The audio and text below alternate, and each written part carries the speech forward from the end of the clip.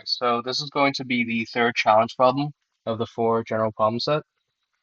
And basically it wants us to find the coefficient of x to the 2012 um, to this term with x to the 2012 for this polynomial which is defined as a product of these factors here. Just as a note, each of these factors is x to a power of 2, right? Plus that same power of 2. Alright, so I thought it'd be really nice. It'd be easier to explain this if I gave you a smaller example. So I just took the first three factors and I expanded it out for you guys to see. The work is really not shown, but you can do this for yourself to check that I'm right. But basically, when you FOIL things, um, each term is going to be um, to like when you build a term, right? Build a term. There's 8 terms here. You have to choose one representative. Think about it, representative from each of these factors.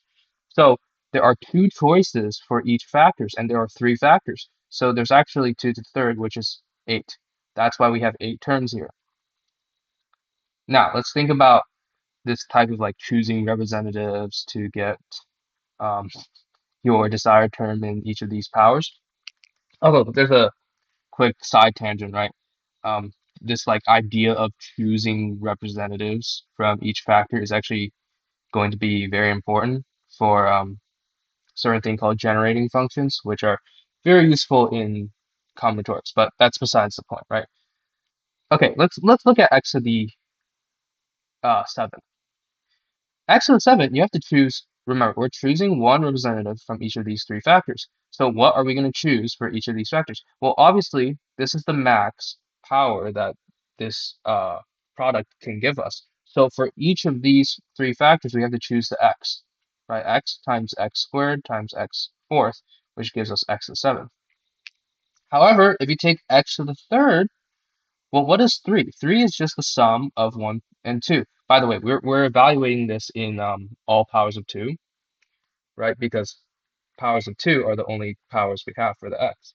So automatically, we know to build this x to the third term, we must have x times x squared.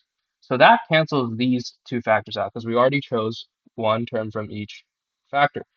And that leaves us with 4. Why? Because if you get x to the fourth, you get, if you put x to the fourth here, you get x to the 7th. So that's, it's useless. So we're going to have 4 here. Similarly, we generalize this to this huge term here, x to the 2012. There's going to be um, factors in which we can't put their products of 2. Like we can't sum their powers of 2s for the x's, which means they're going to go into this 2 to the a coefficient here. In other words, we're trying to find the powers of 2 that are missing from 2012 when you break 2012 into a sum of powers of 2s. So what is 2012 in terms of sum of powers of 2? It's going to be um, well, it's going to be 2047 minus 35. So if you don't understand where the 2047 is, it comes from the fact that 2047 is the sum of all of the powers of 2 from 2 to the 0 to 2 to the 10. And then obviously 35, how do you break 35 in terms of powers of 2, right? 35 is going to be 32 plus 2 plus 1.